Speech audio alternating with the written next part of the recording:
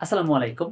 সকলকে স্বাগতম আমাদের মিশন ভার্সিটিতে। হ্যালো এইচএসসি 2024 ব্যাচ আগামীকাল হতেছে তোমাদের এইচএসসি পরীক্ষা। সো এইচএসসির ইংলিশ পরীক্ষা, ইংরেজি ১ম পত্রের পরীক্ষা আগামীকালকে ৪ তারিখে তোমাদের অনুষ্ঠিত হবে। সো এর মধ্যে অলরেডি আমরা ইংরেজি যে ১ম পত্রে তোমাদের যে সাজেশন প্রয়োজন আছে, আমরা একদম অলমোস্ট 100 মার্কসের জন্য ১০০ নম্বরের জন্য তুমি আসলে কোন স্ট্র্যাটেজি গুলো ফলো করবে, আ রাইটিং পার্টের জন্য তুমি কি দেখবে, রিডিং পার্টের জন্য তোমাকে কোন প্যাসেজ গুলো দেখতে হবে, উইথ ক্লু, উইথআউট ক্লু, ঠিক আছে? প্রত্যেকটা পার্টের জন্য রিঅ্যারেঞ্জ এর জন্য তুমি কোন টপিক গুলো দেখবে, ঠিক আছে? প্রত্যেকটার জন্য অলমোস্ট আমরা টপিক গুলো সাজেস্ট করে দিয়েছি এবং আ কিভাবে পড়াশোনা করলে তুমি আল্টিমেটলি ভালো একটা স্কোর ক্যারি করতে পারো সেই বিষয়গুলো নিয়ে কথাবার্তা বলেছি। সো তোমাদের অনেকেরই রিকোয়েস্ট ছিল যে আল্টিমেটলি তোমরা সামারে নিয়ে একটু বেশি প্রবলেম ফেস করতেছো। সো যাতে করে সামারে নিয়ে তুমি প্রবলেমটা ফেস না করো, কারণ সামারিতে 10 মার্কস খুবই ভাইটাল রোল প্লে করতেছে একটা ভালো স্কোর ক্যারি করার জন্য। সো ম্যাক্সিমাম স্টুডেন্টরা করে কি আল্টিমেটলি সামারিতে তোমাদের যে প্যাসেজটা থাকে সেই প্যাসেজটার দেখে আল্টিমেটলি করে উঠিয়ে রেখে দেয় খাতায়। সো এটা করলে কিন্তু তুমি আল্টিমেটলি নম্বর পাবে না, ঠিক আছে? কারণ টিচার যখন দেখে যে তুমি হুবহু উদ্দীপকটা উঠে রেখে দিছো, প্যাসেজটা রেখে দিছো, তাহলে সেক্ষেত্রে কিন্তু তোমার নম্বর পাওয়ার পসিবিলিটি বা চান্সটা কমে যায়। ওকে? সো আজকে আমরা এমন কিছু স্ট্র্যাটেজি ফলো করব শর্টকাট ওয়ে, যে বিষয়গুলো ফলো করলে তুমি সামারিতে 10 আউট অফ 9 আউট অফ 10 মানে অলমোস্ট 10 এর মধ্যে 8-9 তুমি পেতে পারো। এরকম একটা স্ট্র্যাটেজি আমরা দেখাবো। আশা করি তুমি যদি জাস্ট এই ভিডিওটা দেখো, তোমার সামারি নিয়ে লেখার আগের যে সকল টেনডেন্সি ছিল, আগের যে সকল চিন্তাভাবনা ছিল যে তুমি সামারিটা এইভাবে লিখবা, বাট তুমি যদি এই ভিডিওটা দেখো এখন এবং 9টা স্ট্র্যাটেজি দেখাবো, যে সকল বিষয়গুলো তুমি আল্টিমেটলি ফলো করতে পারো। এই বিষয়গুলো তুমি ফলো করলে অবশ্যই তোমার চিন্তা চেতনার উন্নতি ঘটবে। অলমোস্ট তুমি কিন্তু সামারিতে আগের চাইতে 100% বেটার কিছু করতে পারবা। তো দেখো, এই যে বাম পাশে আল্টিমেটলি আমি শর্টকাটের জন্য 9টা টপিক লিখে রেখেছি, 9টা টার্ম লিখে রেখেছি। তুমি যদি সামারির জন্য এই 9টা টার্ম মাথায় রাখো, এই 9টা টার্ম মাথায় রেখে তুমি যদি পরীক্ষার হলে যাও বা সামারির এটা লিখতে বসো, তাহলে অবশ্যই সামারি তোমার আগের চাইতে অবশ্যই বেটার হবে। তো দেখো কি করতে হবে, তোমার টার্গেট রাখতে হবে ইন আ 5 সেন্টেন্স, অর্থাৎ তোমাকে সামারিটা কমপ্লিট করতে হবে অলমোস্ট 5 থেকে 6 সেন্টেন্সের মধ্যে তোমাকে কমপ্লিট করতে হবে। সো এর বেশি যাওয়ার কোনো প্রয়োজন নেই। তুমি দেখা গেল সামারিটা মানে কি আল্টিমেটলি মূল ভাবটা, মূল অংশটা, তোমার যে প্যাসেজটা থাকতেছে প্যাসেজের 1/3 অংশ তোমাকে লিখতে হবে। সো প্যাসেজটা যতটুকু থাকে সেখান থেকে 3 ভাগের 1 ভাগ। তো বুঝোই তো আল্টিমেটলি প্যাসেজটা যদি 7 থেকে 8, 9, 10 লাইনের প্যাসেজ থাকে, তোমাকে সেখান থেকে 3 ভাগের 1 ভাগ অলমোস্ট 3 লাইন। ঠিক আছে? সো ৩-৪টা লাইন আল্টিমেটলি ৫-৬টা সেন্টেন্সের মধ্য দিয়ে আল্টিমেটলি কি হবে? কাভার হবে। সো তোমাকে টার্গেট রাখতে হবে যে তুমি যে করেই হোক ৫টা সেন্টেন্সের মধ্যে আল্টিমেটলি সামারিটা কমপ্লিট করে ফেলবা। তারপরে দেখো, এখন তোমাকে আমি বললাম যে তুমি ৫টা সেন্টেন্সের মধ্যে সামারিটা কমপ্লিট করবা। তার মানে কি এরকমটা যে তুমি ১ নাম্বার, ২ নাম্বার, ৩ নাম্বার, ৪ নাম্বার এভাবে তুমি নাম্বারিং করে লিখবা ১, ২, ৩, কখনোই না। ঠিক আছে? নাম্বারিং করা যাবে না। ঠিক আছে? No numbering. তোমাকে কি করতে হবে? সেটাকে প্যারাগ্রাফ আকারে লিখতে হবে। দেখো এই যে ইন এ প্যারাগ্রাফ, তোমাকে কি করতে হবে? প্যারাগ্রাফের মতোই লিখতে হবে। মনে করো তুমি এই একটা সেন্টেন্স লিখছো, সামনে জায়গা খালি আছে, সামনে এখানে কমপ্লিট করছো, দেন এখনো জায়গা সামনে দিয়ে খালি আছে, তুমি সামনে দিয়ে লিখবা। অর্থাৎ তোমার এই যে পুরো যে খাতাটা আছে, খাতার যতটুকু একসাথে কমপ্লিট করা যায় অলমোস্ট তোমাকে একদম পুরোটা একসাথেই কমপ্লিট করতে হবে। কোনো গ্যাপ রাখা যাবে না। ঠিক আছে? একদম ৫টা সেন্টেন্স পরপর ৫টা সেন্টেন্স সুন্দর করে লিখে কমপ্লিট করে ফেলতে হবে। আর এরকম করা যাবে না যে আমি এই একটা সেন্টেন্স এখানে লিখলাম, এটি এখানে শেষ হয়ে গেছে, এখান থেকে সামনে এখন একটু স্পেস আছে, আমি এখান থেকে আর লিখবো না, তারপরের সেন্টেন্সটা এখান থেকে স্টার্ট করি না, এরকমটা করা যাবে না। এখানে শেষ হয়ে গেছে, সামনে যে জায়গা আছে তোমাকে ওই সামনে থেকে কি করতে হবে? স্টার্ট করতে হবে। সো তোমাকে অবশ্যই মাথায় রাখতে হবে যে ইন এ প্যারাগ্রাফ, ঠিক আছে? প্যারাগ্রাফ স্টাইলে কিন্তু আলটিমেটলি লিখতে হবে। 5 সেন্টেন্স মানে নাম্বারিং করে তুমি 5টা সেন্টেন্স লিখে দিবা তা কিন্তু নয়। তারপরে দেখো, ইন এ সিম্পল সেন্টেন্স, তোমাকে যখন তুমি সামারিটা লিখবা তখন তোমাকে মাথায় রাখতে হবে যে তুমি যতটুকু সিম্পল ওয়ে এটাকে উপস্থাপন করতে পারো, ঠিক আছে? তুমি যত বেশি এটাকে ডিপে নিবা, যত বেশি কঠিন ভাষায় রিপ্রেজেন্ট করতে চাইবা, তত কিছু ডিফিকাল্ট হবে, ঠিক আছে? তুমি পেছিয়ে পড়ার পসিবিলিটি থেকে যাবে। সো তোমাকে টার্গেট রাখতে হবে যে উদ্দীপকের যে থিমটা আছে, উদ্দীপকের যে মূল মানে প্যাসেজটা আছে, এই প্যাসেজটাকে বুঝে নিজের ভাষায় করে যেভাবে সিম্পল সেন্টেন্সে, একদম সহজ সেন্টেন্সের মাধ্যমে যেভাবে প্রকাশ করা যায়, ঠিক আছে কথা? সো মাথায় রাখতে হবে যে যতটুকু সিম্পল সেন্টেন্সে তোমাকে লিখতে হবে। তারপরে দেখো, খুবই ইম্পর্টেন্ট কথা, 1/3, এই যে 1/3 অফ দ্য প্যাসেজের 3 ভাগের 1 ভাগ, এর বাইরে কিছুতেই করা যাবে না, ঠিক আছে? এর বেশি লেখার চেষ্টা করবে না। কারণ সামারি মানে মূল অংশটা লিখতে হবে। তোমাকে এখানে একদম ডিসকাস করে অনেক বড় কিছু কিন্তু লিখতে বলে নাই। সো এই মূল অংশটাকে তুমি একদম কি পয়েন্টটাকে তুমি যেভাবে সহজ ভাষায় উপস্থাপন করতে পারো সেটাই তোমাকে মাথায় রাখতে হবে। তারপরে দেখো, ইন অ্যাসার্টিভ সেন্টেন্স। তোমাকে টার্গেট রাখতে হবে যে তখন তুমি সেন্টেন্সগুলো লিখবা, এই সেন্টেন্সগুলো যাতে করে অ্যাসার্টিভ সেন্টেন্স হয়। তোমাকে এখানে কোশ্চেন করা যাবে না, এখানে আশ্চর্য এক্সক্লামেটরি সেন্টেন্স আশ্চর্য প্রকাশ করা যাবে না, তারপর হচ্ছে ইম্পারেটিভ সেন্টেন্স এগুলো করা যাবে না। তোমাকে যতটুকু সম্ভব বিবৃতিমূলক বাক্য দিয়ে অ্যাসার্টিভ সেন্টেন্স দিয়ে তোমাকে আলটিমেটলি কি করতে হবে, কমপ্লিট করতে হবে। তারপরে দেখো no example, no no quote, no question. এখানে তুমি উদাহরণ দিতে পারবে না, এটার মধ্যে সামারির মধ্যে উদাহরণ দেওয়ার কোনো প্রয়োজন নেই, কোনো কোটেশন লেখার কোনো প্রয়োজন নেই, কোনো কোশ্চেন করা যাবে না, ঠিক আছে, কোনো কোশ্চেন লেখার প্রয়োজন নেই, ঠিক আছে। সো মূল অংশটাই তোমাকে লিখতে হবে। এখানে তুমি এক্সাম্পল দিয়ে বোঝানোর প্রয়োজন নেই, ডিসকাস করার প্রয়োজন এটা নিয়ে তোমাকে এখানে এক্সপ্লেনেশন দেখাইতে বলে না কেউই। তারপরে দেখো কি বলছে, স্টার্ট ইউর ওন ল্যাঙ্গুয়েজ। তুমি তোমার হচ্ছে নিজের মতো করে লেখা শুরু করো। যখন তুমি লিখবা যে 5টা সেন্টেন্স তোমাকে লিখতে হবে, তুমি জাস্ট তোমার নিজের মতো করে লেখা শুরু করো। তুমি যদি তোমার নিজের মতো করে লেখা শুরু করো, প্যাসেজের মতো করে না লিখো, মানে উদ্দীপকের যেই প্যাসেজটা আছে সেটার মতো যদি তুমি হুবহু কপি করে লেখা শুরু করো, তাহলে কিন্তু টিচার বুঝে যাবে যে তুমি আসলে কিছুই বুঝো নাই, তুমি জাস্ট প্যাসেজটা থেকে আলটিমেটলি কপি করে করে এখানে লিখে দিয়েছো সব কিছু। তো সেক্ষেত্রে তোমার নাম্বার পাওয়ার পসিবিলিটি একদম কমে যাবে, চান্স থাকে খুবই কম। 10-এর মধ্যে তোমাকে 2-3 দিয়ে কমপ্লিট করে দেবে টিচার।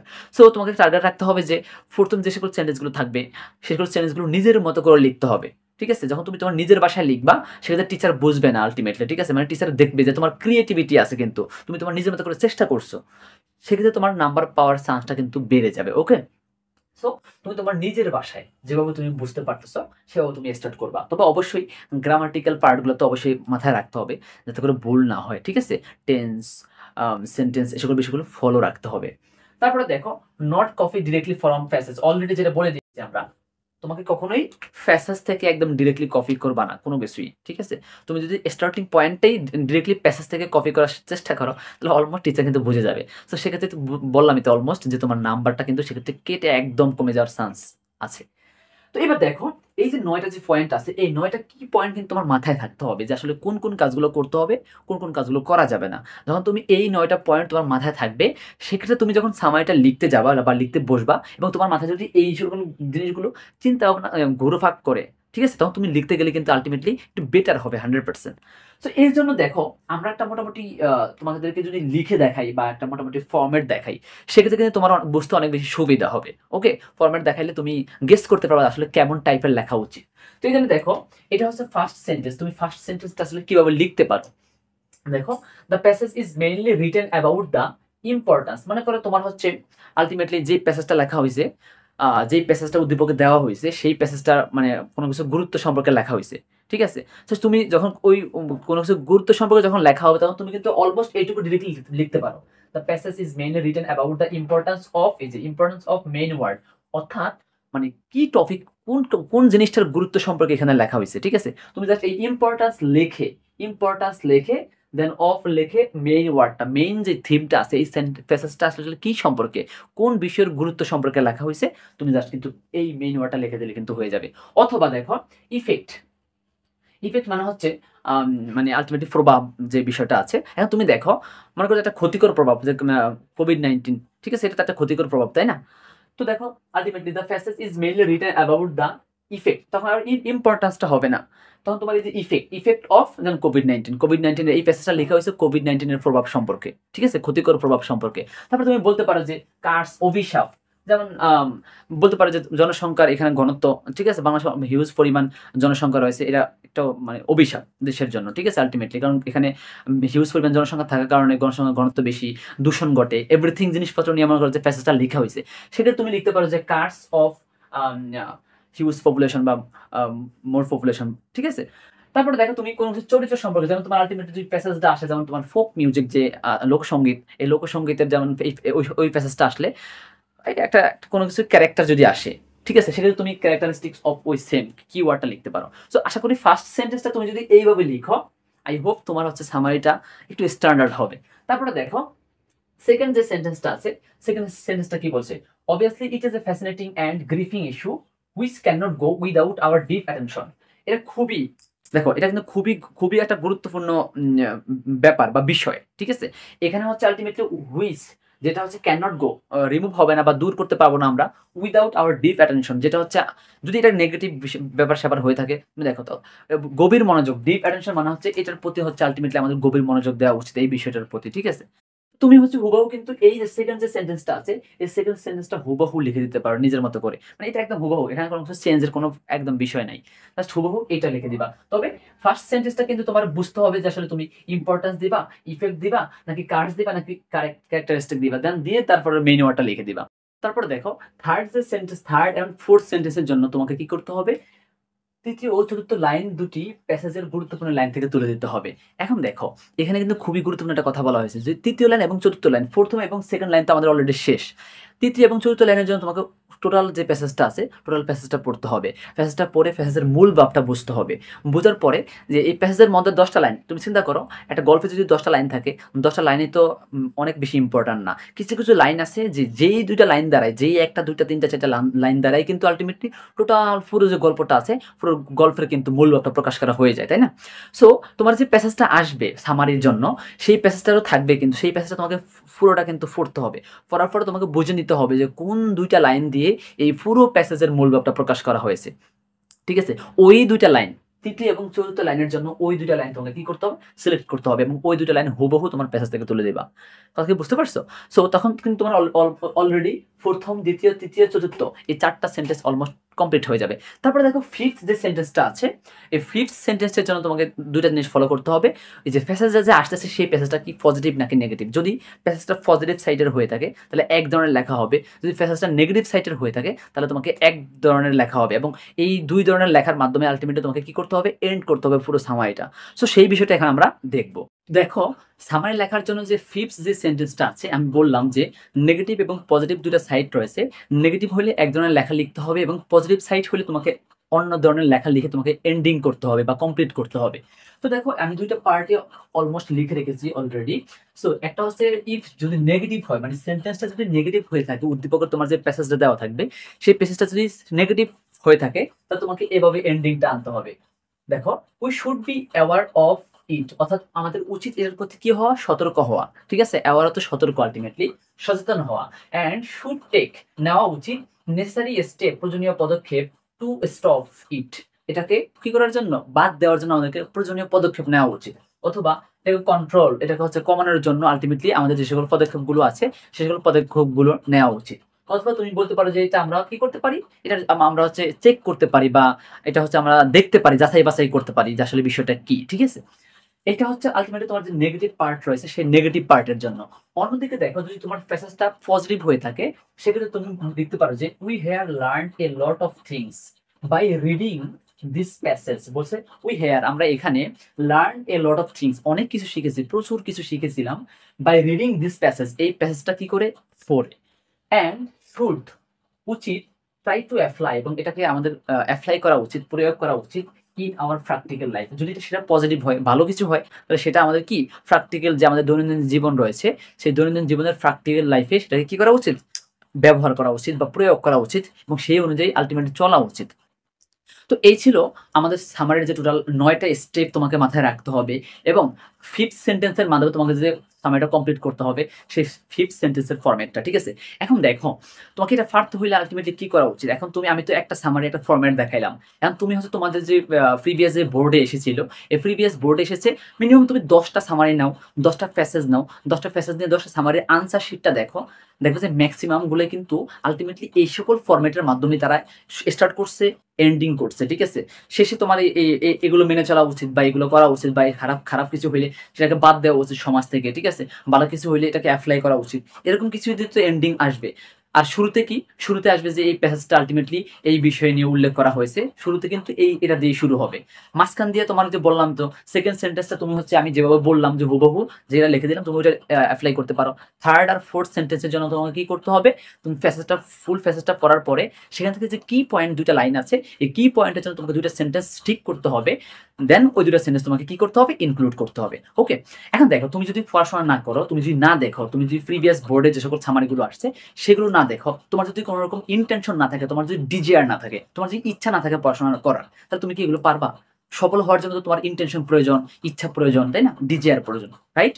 মোটিভেশন, মোটিভেটেড, ডেডিকেশন, এক কোনো কিছুর প্রতি ডেডিকেটেড হওয়া প্রয়োজন।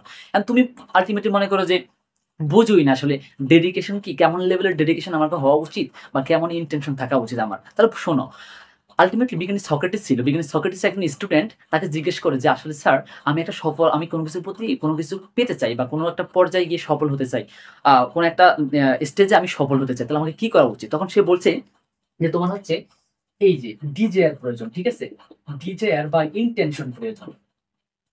এখন সে আসলে বুঝতে পারেনি যে আসলে ডিজিআর বা ইন্টেনশন কেমন লেভেলের, কতটুকু ডিজিআর বা কতটুকু ইন্টেনশন, কতটুকু ইচ্ছা আমার থাকা প্রয়োজন।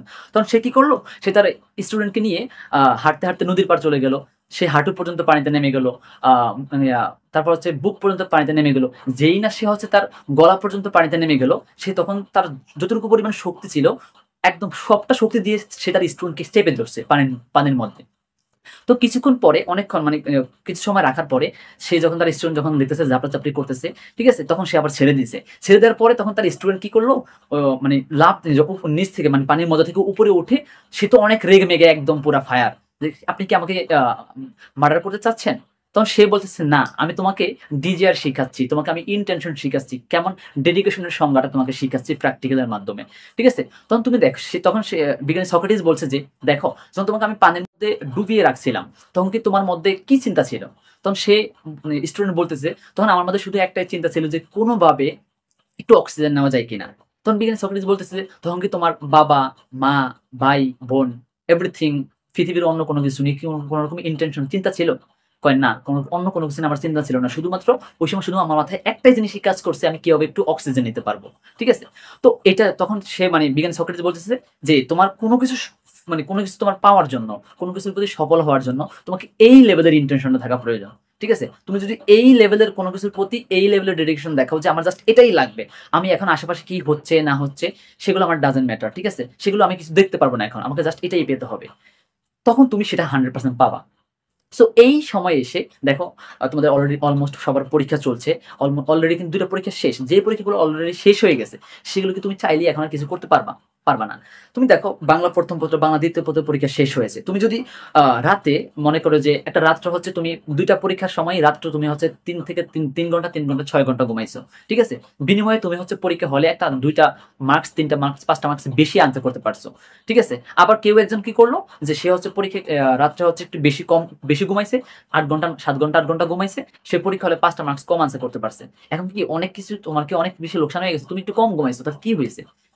সো তোমার কিন্তু ওই যে এটা কিন্তু আর চেঞ্জ করার কোনো অপশন নাই, তোমার যে পরীক্ষাটা চলে গেল যেটা, সেটা কিন্তু আর চেঞ্জ করার কোনো কি নেই, অপশন নেই। ঠিক তেমনই তোমার সামনে যে সকল পরীক্ষাগুলো আসতেছে, তুমি সেগুলোর জন্য ডেডিকেটেডলি চেষ্টা করো। তুমি যদি চেষ্টা করো দেন তারপর ফেল হোক, ঠিক আছে, তাহলে ওকে, কোনো প্রবলেম নেই। বাট তুমি যদি চেষ্টাই না করো, সেক্ষেত্রে তুমি অবশ্যই পাবা না, তাই না? তো তোমার ইন্টেনশনটা এখন থাকা উচিত জাস্ট একটা জিনিসের প্রতি, যে তুমি পড়বা দেন আবার পড়বা, ঠিক আছে, শুধু পড়া অ্যান্ড পড়া, এর প্রতি তোমার এখন ইন্টেনশনটা থাকা উচিত। ওকে, সো সামনে যে পরীক্ষাগুলো আছে আশা করি তোমাদের সবগুলো পরীক্ষা ভালো হবে। এবং ইংলিশের জন্য আমরা গ্রাফ চার্টের জন্য একটা মডেল নিয়ে আসবো খুব শীঘ্রই, পরবর্তী ভিডিও দেখতে পাবা। তোমরা অবশ্যই আমাদের এই সকল সাজেশন ভিডিওগুলো এবং শর্টকাট টেকনিক্যাল ভিডিওগুলো পাওয়ার জন্য অবশ্যই আমাদের সাথে লেগে থাকো এবং চ্যানেলটিকে সাবস্ক্রাইব করে পাঠিয়ে দেবো। আল্লাহ হাফেজ।